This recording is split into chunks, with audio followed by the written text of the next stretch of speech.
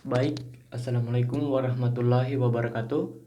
Perkenalkan, nama saya Kudrin, saya dari kelas Geografi A dengan NIM R1B121079. Pada kali ini saya akan menjelaskan atau merincikan tentang tugas geologi dasar, yakni ada beberapa. Yang pertama tugasnya yakni membuat soal 10 nomor dan menjelaskan jawabannya. Baik, langsung saja.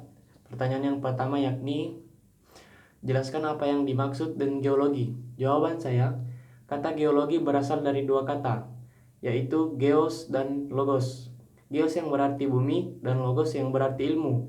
Jadi geologi adalah studi mengenai bumi dan fenomena yang terjadi di dalamnya. Geologi secara umum membahas mengenai material pembentuk bumi dan segala proses yang terjadi baik di dalam bumi maupun yang terjadi di atas bumi, permukaan bumi. Soal yang kedua, yakni menurut Anda, apa yang dimaksud dengan hukum uniformitarianisme? Jadi, uniformitarianisme adalah sebuah paham yang menyatakan bahwa dalam alam semesta ada keteraturan sehingga suatu peristiwa akan terulang kembali. Keseragaman yang diamati pada masa lalu akan muncul pada masa kini maupun masa depan. Prinsip keseragaman alam digunakan untuk membenarkan baik penalaran induktif maupun penelitian ilmiah. Hal ini dapat dipahami secara sederhana bahwa masa depan akan terlihat seperti masa lalu. Dengan demikian, kita dapat memprediksi apa yang akan terjadi pada masa depan dengan melihat apa yang terjadi di masa lalu. Selanjutnya yakni nomor 3. Jelaskan apa itu pelapukan. Pelapukan adalah proses alterasi dan fraksinasi batuan dan material tanah pada dan atau tidak jauh dari permukaan bumi yang disebabkan karena proses fisik, kimia, dan biologi.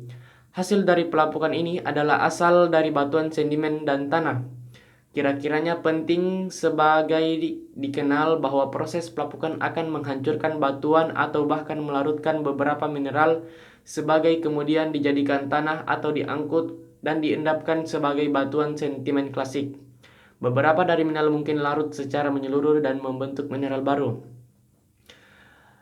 Selanjutnya yakni nomor 4, apa yang dimaksud dengan erosi? Baik, kata erosi berasal dari bahasa Latin, erosionem, yang berarti menggerogoti. Jadi secara umum erosi adalah proses alami pengikisan tanah lapisan oleh air, angin, atau es. Erosi membentuk banyak penampakan alam menarik seperti puncak, gunung, lembah, dan garis pantai. Yang selanjutnya, nomor 5, jelaskan perbedaan antara pelapukan erosi. Antara pelapukan dan erosi. Dalam istilah geologi, erosi adalah peristiwa pengangkatan dan pemindahan secara fisik partikel batuan, kotoran, pasir, dan balahan alam lainnya. Dan erosi dapat terjadi secara fisik atau mekanis, misalnya oleh angin, virus, gelombang udara, arus air.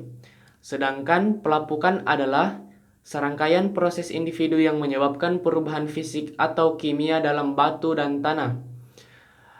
Batuan atau mineral yang lapuk akan pecah menjadi unit-unit kecil dan pada akhirnya hancur menjadi partikel lebih kecil lagi. Hal ini berlangsung dalam dua cara, utama pelapukan fisik atau mekanis dan kimia. Untuk tingkatan yang lebih rendah, pelapukan biologis juga dapat terjadi berikut adalah pengertian dari proses-proses peledukan. Selanjutnya yakni nomor 6. Pertanyaan saya yang saya buat, apa yang dimaksud dengan mineral? Jawabannya, mineral adalah padatan senyawa kimia homogen non-organik yang memiliki bentuk teratur atau sistem kristal dan berbentuk secara alami.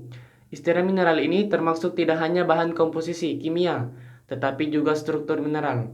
Mineral termaksud dalam komposisi unsur murni dan garam sederhana, sampai silikat yang sangat kompleks dengan ribuan bentuk yang diketahui.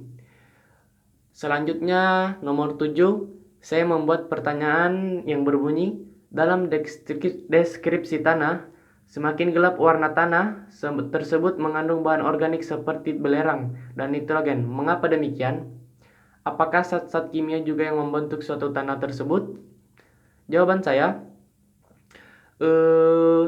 tanah pada umumnya mengandung bahan-bahan organik yang berasal dari proses dekomposisi. Salah satunya adalah karbon hidrogen yang dapat dijadikan parameter untuk mencirikan kualitas bahan organik. Kemudian di dalam pembentukan tanah terdapat banyak unsur-unsur pembentukannya. Tidak hanya zat-zat kimia seperti karbon dan nitrogen saja, yaitu bisa berasal dari sisa tumbuhan, hewan, dan manusia, baik yang telah mengalami dekomposisi lanjut maupun yang sedang mengalami proses dekomposisi, di mana dalam pembentukan tanah ini terdiri dari bahan humus dan non-humus. Nah, pengertian dari bahan humus adalah bahayangan yang telah terdekomposisi dan merupakan lapisan tanah yang paling subur. Dan bahan non-humus yaitu bahan yang sedang terdekomposisi sebagian. Maksudnya, bagian tanah yang terkomposisi sebagian yang disebut dengan bahan non-humus. Kemudian nomor 8, saya membuat pertanyaan, yakni pada macam-macam batuan yang kita ketahui terdapat 3 macam batuan penyusun bumi. Batuan tersebut ialah batuan beku, sedimen, metamorf. Apakah hanya 3 macam batuan ini saja penyusun kerak bumi? Jelaskan. Saya menjelaskan, yakni pada penyusun kerak bumi terdapat beberapa batuan seperti batuan beku, sedimen, dan metamorf. Ketiga batuan itu adalah pengelompokan jenis-jenis batuan yang berbeda-beda, namun dikategorikan dalam ketiga jenis itu. Pada dasarnya, bumi yang kita pijak ini tersusun atas batuan yang bahan dasarnya sama, yaitu dari permukaan magma. Meskipun bahan dasarnya sama, karena prosesnya berbeda maka terbentuklah batuan yang berbeda-beda pula. Dalam pembentukan batuan sebagai penyusun kerak bumi, ini terdiri atas 3 jenis seperti yang sudah disebutkan.